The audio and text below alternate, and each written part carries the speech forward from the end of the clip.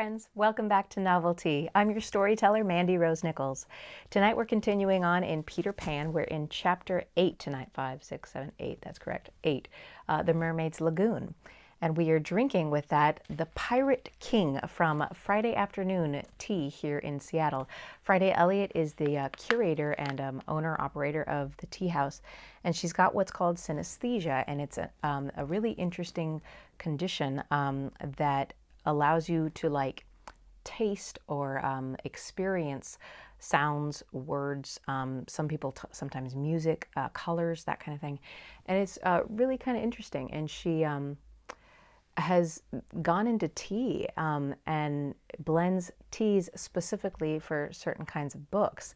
And it's really quite the fun interactive experience. So I'll put her a link to her stuff in the description down below. And this is a black tea. It's really earthy and got this nice like wisp of smoke in the back as you're drinking it. And it's super fun to drink one with any kind of piratey story, rogue types of stories. So check it out. All right, if you have your tea. Oh yeah. You have your jammies. If you're ready, this is a bit of a long one. It's called the Mermaids Lagoon. Let's go. If you shut your eyes and are a lucky one, you may see at times a shapeless pool of a lovely pale color suspended in the darkness. Then, if you squeeze your eyes tighter, the pool begins to take shape, and the colors become so vivid with another squeeze, they must go on fire. But just before they go on fire, you see the lagoon. This is the nearest you ever get to it on the mainland. Just one heavenly moment. If there could be two moments, you might see the surf and hear the mermaids singing. The children often spent long summer days on this lagoon, swimming or floating most of the time, playing the mermaid games in the water, and so forth. You must not think from this that their mermaids were on friendly terms with them. On the contrary, it was among Wendy's lasting regrets that all the time she was on the island, she never had one civil word from them. When she stole softly to the edge of the lagoon, she might see them by the score, especially on Maruno's Rock, where they loved to bask, combing out their hair in a lazy way that quite irritated her. Or she might even swim, or tiptoe, as it were, to within a yard of them. But then they saw her and dived, probably splashing her with their tails, not by accident, but intentionally. They treated all the boys the same way, except, of course, Peter, who chatted with them on Maruno's Rock by the hour, and sat on their tails when they got cheeky. He gave Wendy one of their combs. The most haunting time at which to see them is the turn of the moon, when they utter strange wailing cries. But the lagoon is dangerous for mortals then, and until the evening of which we have now to tell, Wendy had never seen the lagoon by moonlight, less from fear. For of course Peter would have accompanied her, but because she had strict rules about everyone being in bed by 7. She was often at the lagoon, however, on sunny days after rain, when the mermaids came up in extraordinary numbers to play with the bubbles. The bubbles of many colors made a rainbow of water, and they treated them as balls, hitting them gaily from one another with their tails, and trying to keep them in the rainbow until they burst. The goals are at the end of the rainbow, and the keepers are only allowed to use their hands. Sometimes a dozen of these games will be going on in the lagoon at a time, and it is quite a pretty sight. But the moment the children tried to join in, they had to play by themselves, for the mermaids immediately disappeared. Nevertheless, we have proof that they secretly watched the interlopers, and were not above taking an idea from them, for John introduced a new way of hitting the bubble, with his head instead of his hand, and the mermaids adopted it. This is the one mark that John has left on Neverland. It must also have been rather pretty to see children resting on a rock for half an hour after their midday meal. Wendy insisted on their doing this, and it had to be a real test, a real rest, even though the meal was make-believe. So they lay there in the sun, and their bodies glistened in it, while she sat beside them and looked important. It was on such a day that they were all on Maruno's Rock. The rock was not much larger than their great bed, but of course they all knew how to not take up so much room, and they were dozing, or at least lying with their eyes shut, and pinching occasionally when they thought Wendy was not looking. She was very busy stitching. While she stitched, a change came to the lagoon. Little shivers ran over it, and the sun went away, and shadows stole across the water, turning it cold. Wendy could no longer see to thread her needle, and when she looked up, the lagoon that had always hitherto been such a laughing place seemed formidable and unfriendly. It was not, she knew, that night had come, but something as dark as night had come. No, worse than that. It had not come, but it had been sent, and that shiver through the sea, to say that it was coming. What was it? There crowded upon her all the stories she had been told of Marooner's Rock, so called because evil captains put sailors on it to leave them there and drowned. They drown when the tide rises, for then it is submerged. Of course she should have roused the children at once, not merely because of the unknown that was stalking toward them, but because it was no longer good for them to sleep on a rock grown chilly. But she was a young mother, and she did not know this. She thought you must simply stick out your rule about half an hour after the midday meal. So, though fear was upon her, and she longed to hear male voices, she would not wake them. Even when she heard the sound of muffled oars, though her heart was in her mouth, she did not wake them. She stood over them to let them have their sleep out. Was it not brave of Wendy? Well, it was for those boys. Then they were one among them who could sniff danger even in his sleep. Peter sprang erect, as wide awake at once as a dog, and with one warning cry he roused the others. He stood motionless, one hand to his ear. "Pirates!" he cried. The others came closer to him. A strange smile was playing about his face, and Wendy saw it and shuddered. While that smile on his face, no one dared address him. All they could do was stand ready to obey. The order came sharp and incisive. "Dive!" There was a gleam of legs, and instantly the lagoon seemed deserted. Marooner's Rock stood alone in the forbidding waters, as if itself were marooned. The boat drew nearer. It was the pirate dinghy, with 3 figures in her, Smee and Starkey, and the third a captive, no other than Tiger Lily. Her hands and ankles were tied, and she knew what was to be her fate. She was to be left on the rock to perish, an end to more of her race, more terrible than death by fire or torture, for it is not written in the book that the tribe that there is no path to through water to the happy hunting ground.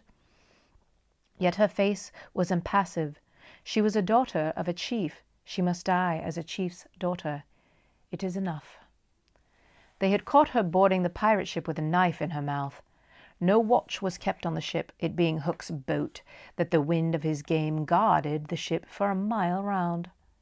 Now her fate would help guard it also. One more whale would go round in the wind that night. In the gloom that they brought with them, the 2 pirates did not see the rock till they crashed into it. "Laugh, you lubber!" cried an Irish voice that was Smee's. "Here's the rock. Now, then, what we have to do is hoist the redskin on it and leave her here to drown." It was the work of one brutal moment to land the beautiful girl on the rock. She was too proud to offer a vain resistance. Quite near the rock, but out of sight, 2 heads were bobbing up and down. Peter and Wendy's. Wendy was crying, for it was the first tragedy she had seen. Peter had seen many tragedies, but he had forgotten them all. He was less sorry than Wendy for Tiger Lily. It was 2 against 1 that angered him, and he meant to save her.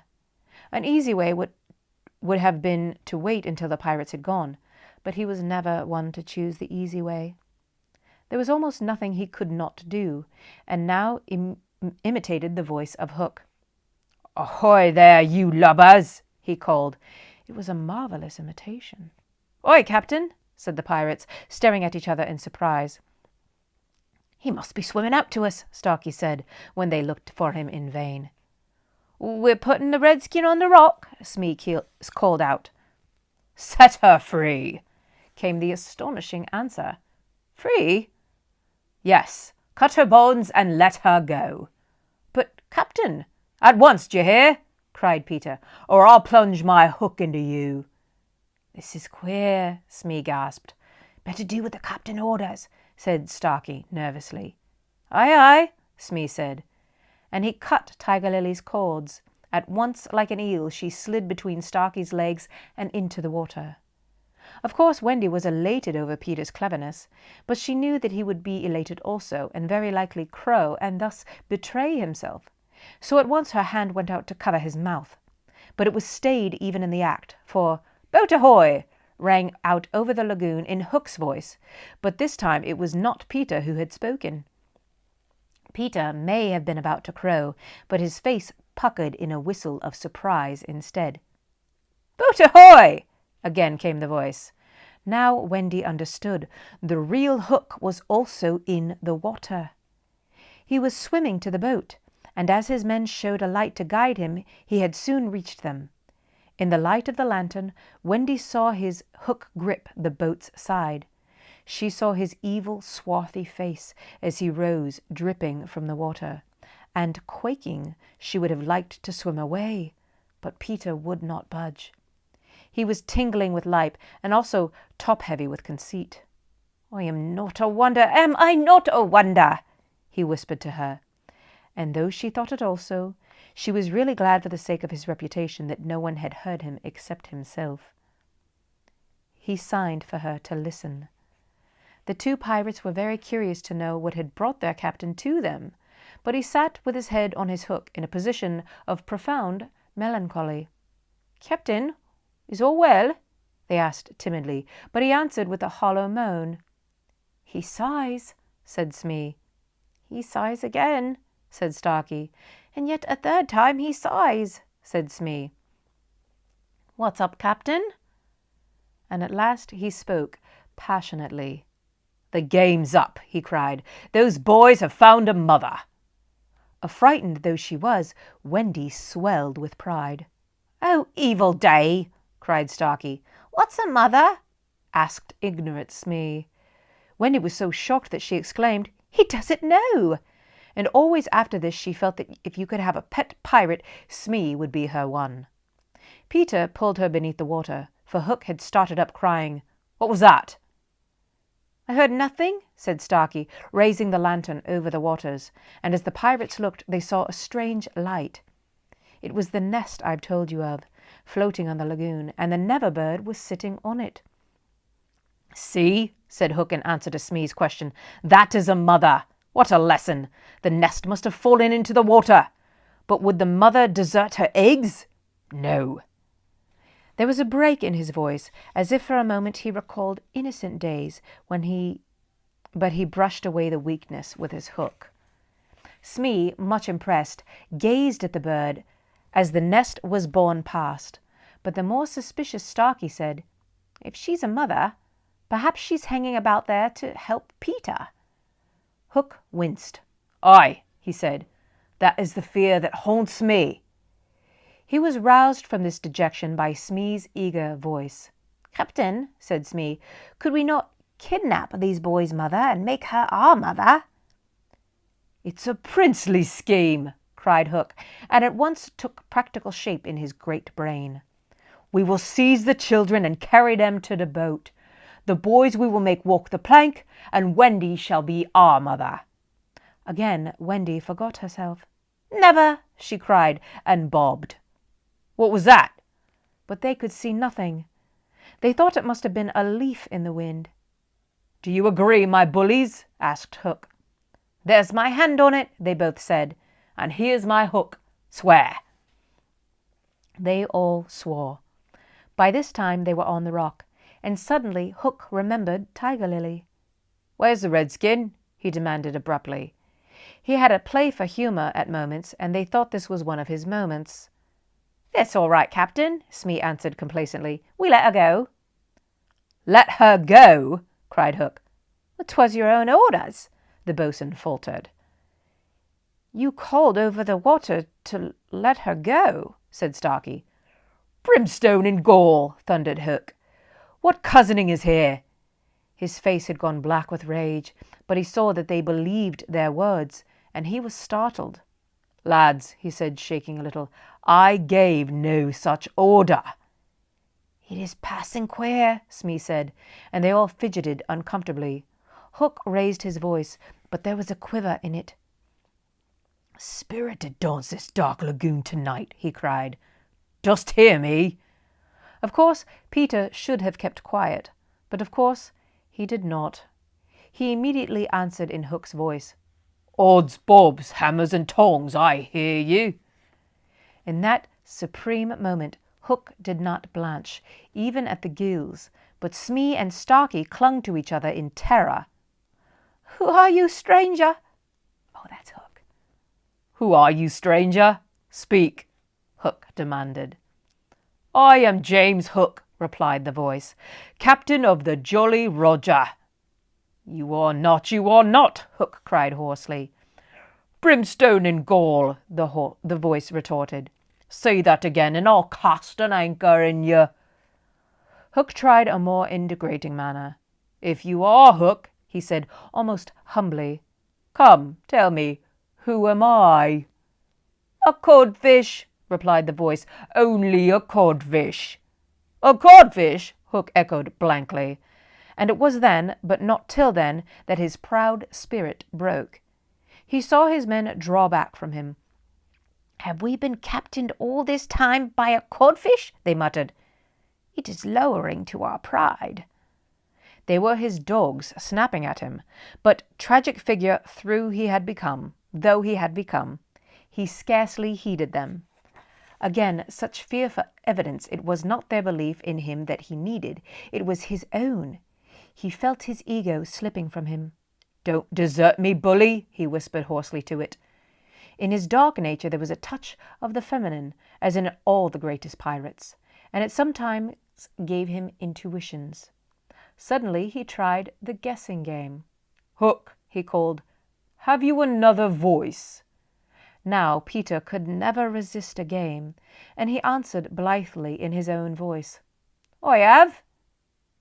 "And another name?" Aye. "Vegetable," said Hook. "No." "Mineral?" "No." "Animal?" "Yes." "Man?" "No." This answer rang out scornfully. "Boy?" "Yes." "Ordinary boy?" "No." "Wonderful boy?" To Wendy's pain, the answer that rang out this time was, "Yes." "Are you in England?" "No." "Are you here?" "Yes." Hook was completely puzzled. "You ask him some questions," he said to the others, wiping his damp brow. Smee reflected. "I can't think of a thing," he said regretfully. Can't guess, crowed Peter. "Do you give up?" Of course, in his pride he was carrying this game too far, and the miscreants saw their chance. Yes, they answered eagerly. "Well then," he cried, "I am Peter Pan." Pan. In a moment Hook was himself again, and Smee and Starkey were his faithful henchmen. "Now we have him," Hook shouted. "Into the water, Smee, Starkey behind the boat. Take him dead or alive." He leaped as he spoke, and simultaneously came the gay voice of Peter. "Are you ready, boys?" "Aye," from various parts of the lagoon. "Then lam into the pirates." The fight was short and sharp. First to draw blood was John, who gallantly climbed into the boat and held Starkey. There was a fierce struggle in which the cutlass was torn from the pirate's grasp. He wriggled overboard, and John leapt after him. The dinghy drifted away. Here and there a head bobbed up in the water, and there was a flash of steel followed by a cry or a whoop. In the confusion some struck at their own side. The corkscrew of Smee got Toodles in the fourth rib, but he was himself pricked in turn by Curly. Farther down the rock Starkey was pressing slightly, and the twins hard. Where all this time was Peter? He was seeking bigger game. There were others, all brave boys, and they must not be blamed for backing from the pirate captain. His iron claw made a circle of dead water around him, from which they fled like affrighted fishes. But there was one who did not fear him. There was one prepared to enter that circle. Strangely, it was not in the water that they met. Hook rose to the rock to breathe, and at that same moment Peter scaled on it from the opposite side. The rock was slippery as a ball, and they had to crawl rather than climb. Neither knew that the other was coming. Each feeling for a grip met the other's arm. In surprise, they raised their heads. Their faces were almost touching. So they met. Some of the greatest heroes have confessed that just before they fell, they had a sinking. It had been so with Peter all that moment, I would admit it. After all, this was the only man that the sea cook had feared. But Peter had no sinking. He had one feeling only, gladness, and he gnashed his pretty teeth with joy. Quick as thought, he snatched a knife from Hook's belt and was about to drive it home when he saw that he was higher up the rock than his foe. It would not have been fighting fair. He gave the pirate a hand to help him up. It was then that Hook bit him. Not the pain of this, but the unfairness was what dazed Peter. It made him quite helpless. He could only stare, horrified. Every child is affected thus the first time he is treated unfairly. All he thinks is he has a right to when he comes to you, to be yours, is fairness. After you have been unfair to him, he will love you again, but he will never afterwards be quite the same boy. No one ever gets over the first unfairness. No one except Peter. He often met it, but he always forgot it. I suppose that was the real difference between him and all the rest. So when he met it now, it was like the first time. He could just stare, helpless. Twice the iron hand clawed him. A few minutes afterwards, the other boys saw Hook in the water, striking wildly for the ship. No elation on his pestilent face now, only white fear, for the crocodile was in dogged pursuit of him. On ordinary occasions, the boys would have swum alongside, cheering. But now they were uneasy, for they had lost both Peter and Wendy, and were scouring the lagoon for them, calling them by name. They found the dinghy and went home in it, shouting, "Peter! Wendy!" as they went. But no answer came, save mocking laughter from the mermaids. "They must be swimming back, or flying," the boys concluded. They were not very anxious. They had such faith in Peter. They chuckled, boy-like, because they would be late for bed, and it was all Mother Wendy's fault. When their voices died away, there came a cold silence over the lagoon, and then a feeble cry. "Help! Help!" Two small figures were beating against the rock. The girl had fainted and lay on the boy's arm. With a last effort, Peter pulled her up from the rock and then lay down beside her. Even as he also fainted, he saw that the water was rising. He knew that they would soon be drowned, but he could do no more. As they lay side by side, a mermaid caught Wendy by the feet and began pulling her softly into the water. Peter, feeling her slip from him, woke with a start and was just in time to draw her back. But he had to tell her the truth. "We're on a rock, Wendy," he said, "but it's growing smaller. Soon the water will be all over it." She did not understand even now. "We must go," she said, almost brightly. "Yes," he answered faintly. Shall we swim or fly, Peter?" He had to tell her. "Do you think you could swim or fly as far as the island, Wendy, without my help?" She had to admit she was too tired. He moaned. "What is it?" she asked, anxious about him at once. "I can't help you, Wendy. Hook wounded me. I can neither fly nor swim." "Do you mean we shall both be drowned?" "Look how the water is rising." They put their hands over their eyes to shut out the sight, though they thought they would soon be no more. As they sat thus, something brushed against Peter as light as a kiss, and they stayed there as if saying timidly, "Can I be of any use?" It was the tail of a kite, which Michael had made some days before. It had torn itself out of his hand and floated away. "Michael's kite," Peter said without interest, but the next moment he had seized the tail and was pulling the kite toward him. "It lifted Michael off the ground," he cried. "Why should it not carry you?" "Both of us." "It can't lift two. Michael and Curly tried." "Let us draw lots," Wendy said bravely. "And you a lady? Never." Already he had tied the tail around her, She clung to him. She refused to go without him. Without a goodbye, Wendy, he pushed her from the rock, and in a few minutes she was borne out of his sight. Peter was alone in the lagoon. The rock was very small now. Soon it would be submerged. Pale rays of light tiptoed across the waters, and by there was to be heard a sound at once of the most musical and most melancholy in the world, the mermaids calling to the moon. Peter was not quite like the other boys, but he was afraid at last. A tremor ran through him, like a shudder passing over the sea. But on the sea, one shudder follows another till there are hundreds of them, and Peter felt just this one. Next moment he was standing erect on the rock again, with that smile on his face and a drum beating within him. It was saying, "To die will be an awfully big adventure." That's the end of chapter 8 in Peter Pan, friends. We were drinking the Pirate King from our friends over at Friday Afternoon Tea.